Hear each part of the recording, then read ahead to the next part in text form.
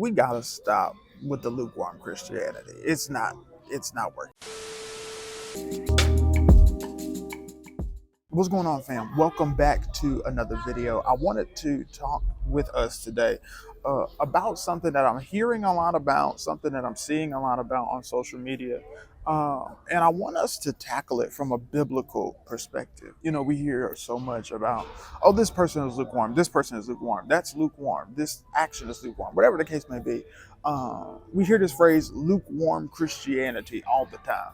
And to be quite frank, I don't really think it's a real thing. I don't think someone can just be lukewarm. It's either you're in or you're out. There's no like, oh, I love Jesus on Sunday, but I sort of do my own thing Monday through Saturday. Like, that's not how this relationship works. You can't be in and out. Imagine if you were in a relationship with somebody and you said, yeah, I only want to date you on Saturday. That's crazy. That is absolutely wild. What do you mean? You just want to date me on Saturday? It would not work in that way. Uh, and I believe the same is true with our relationship with God. That you can't just say you want to date God on Sunday and then Monday through Saturday you go do your own thing, live your own way. That's not lukewarm. That's simply no relationship at all. Some of the things that we are calling lukewarm is really just people don't have a relationship with God to begin with. And so we want to give it a label because they know that God exists, but their life doesn't match up with a Christian lifestyle. That's not lukewarm, that's just demonic, right? Because even the demons believe, but my belief has to be partnered with action. Let's go to the book of Romans. I want to show you something really quickly. Romans chapter 1 verse 18. It says this, "For the wrath of God is revealed from heaven against all ungodliness and unrighteousness of men, who by their unrighteousness suppress the truth." Now, I want to show us a very important delineation that the Apostle Paul makes. He says that it's not just unrighteousness, but he says it's ungodliness and unrighteousness. Now, this is crazy to me because in my head, I always thought that these two words were synonymous, that they were the same thing, that to be ungodly is to be unrighteous. But Paul labels them as two different words. And I want to break this down for us. Ungodliness is not merely just me living my life any way that I see fit, but ungodliness is when I start to violate my relationship with God. So this is sort of the first four commandments that God gives Moses. We go back to the Old Testament. Y'all remember where he says, thou shalt not have no other gods before me. Thou shalt not use the Lord's name in vain. All of those type of commandments. When God gives Moses those commandments, it actually is him telling Moses not to violate the relationship that they have. So ungodliness is anything that violates the relationship that you have with God. Unrighteousness, on the other hand, is anything that violates your relationship with a fellow human. So this is the latter half of the Ten Commandments, when you say, thou shalt not kill, thou shalt not steal, honor your mother and father. Those are all things that are contingent upon your relationship with another human. So Paul says that in verse 18, he says, "For the wrath of God is revealed from heaven against all ungodliness and unrighteousness of men." Watch this. By their unrighteousness suppress the truth. Not their ungodliness, but their unrighteousness suppress the truth. So what's unrighteousness again? It's that violation of the human relationships that we have. The moment we start to violate the man and man relationships that God has placed in our life, when we violate the relationships that we have with our brothers and sisters, it suppresses the truth. What truth is Paul talking about? The truth of our gospel. See, living a lukewarm life is dangerous because it suppresses the truth of your gospel. Imagine the very same friend that you're trying to evangelize to, you just was at the club with. Y'all was just smoking hookah. See, if I allow my unrighteousness to be prominent in my life, then what I end up doing is I end up jeopardizing the witness that I have in terms of the gospel of Christ. I cannot actually win souls over because souls see that my life hasn't even been transformed. So if my life hasn't been transformed, what is going to make someone believe that their life can be transformed if they don't even have the Jesus that I have and we're on the same level?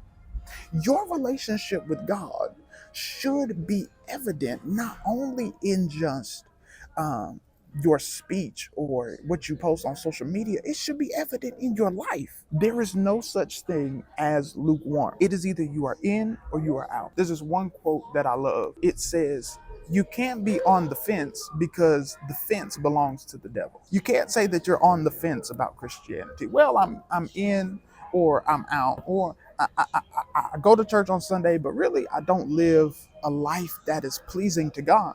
Well, what you're really saying is that you still belong to the enemy, because you are either 100% sold out for God or you have given yourself over to the enemy. Jesus says it this way in the Gospels. He says, those who are not for me are against me, right? If you don't have your allegiance set to God, then your allegiance is automatically against him. Why? Because God is not the author of confusion. He's not a God of confusion. And if there is a moment in your life where you feel as if, oh, I can just sort of pick and choose on what days I want to worship, what days I want to pray, what days I want to live my life for God, then you have a misconstrued idea of what Christianity actually is. Christianity has nothing to do with God giving you things or God doing things for you. God does do things for you because he loves you. But Christianity actually has everything to do with God's plan for your life, so that his plan in the earth can be established and you be used as a conduit for his glory. But see, the problem is we have been preached a gospel that makes us believe that Christianity is all about us and all that God can do for us, and the houses and the cars and the money and the prosperity that we can receive. But God's divine plan for humanity is, yes, that he would prosper us, but also that we would establish the kingdom of heaven in the earth. We would establish God's divine plan into his creation. And so it's made me sad to see all of the antics on social media, where people are saying that they profess God. Like, they got a verse in their bio, but if you start to look at their life doesn't really add up to the Philippians 4:13 that they have in their bio. Their life don't really add up to the Jeremiah 29:11. And I really feel like we have to do better as believers in terms of how we represent Christ. Because to me, it's not just about sin, right? Like, sin is not an issue. God has already dealt with sin on the cross. Jesus has already handled sin. But if you don't know how to kill sin in your life through the power of the Holy Spirit, well, you will end up jeopardizing your witness to unbelievers. This is what Paul is starting to talk about in Romans chapter 1. He's like, it's your unrighteousness that suppresses the truth. It's not that the gospel don't work. It's not that Christ is not risen. It's not that all of these things are not true. It's that you have made the truth lose its power. I don't know if you've ever been like around somebody who like jokes a lot or like lies all the time, where it's like, oh, this happened. This happened. No, I'm just kidding. This happened. This happened. No, I'm just kidding. If you're around someone who does that often, eventually, when they start to tell you something, you start to question whether or not it's valid to begin with. Why? Because they have mismanaged the truth before. And if they don't know how to properly steward the truth, then it will make you question whether or not what they're saying has power, has authority, has truth. And if you start to live your life in a lie, what you will end up doing is you will make people believe that there is not really power or truth in the gospel that you profess, because your life does not even equate to the thing that you are confessing, to the thing that you are trying to share.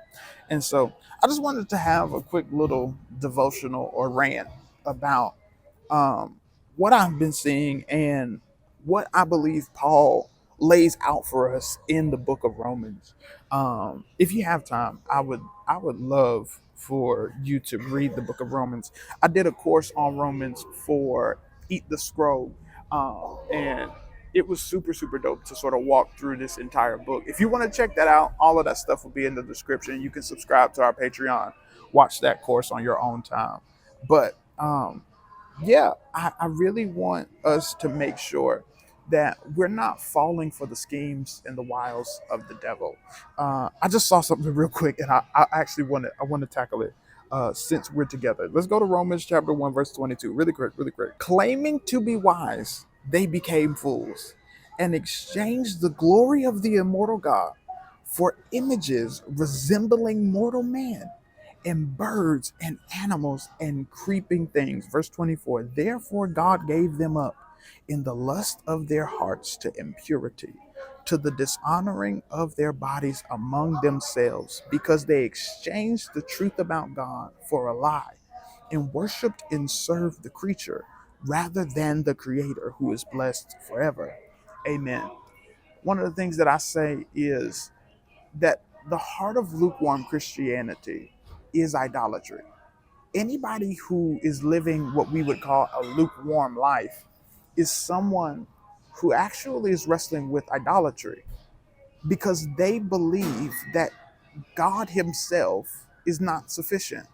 So they have to run to these other sources for peace, for joy, for happiness, for fulfillment, uh, because they don't actually believe in their hearts that God is enough to satisfy them. What we have to do in our lives is we have to be okay with killing the idols that we want to erect. We have to be okay with killing the idols that we want to exalt.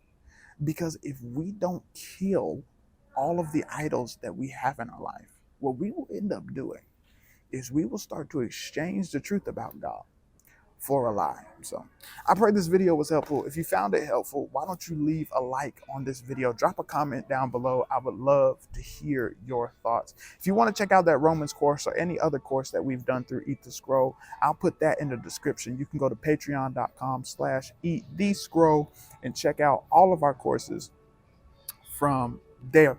Until next time, family, I will see y'all very soon. Peace.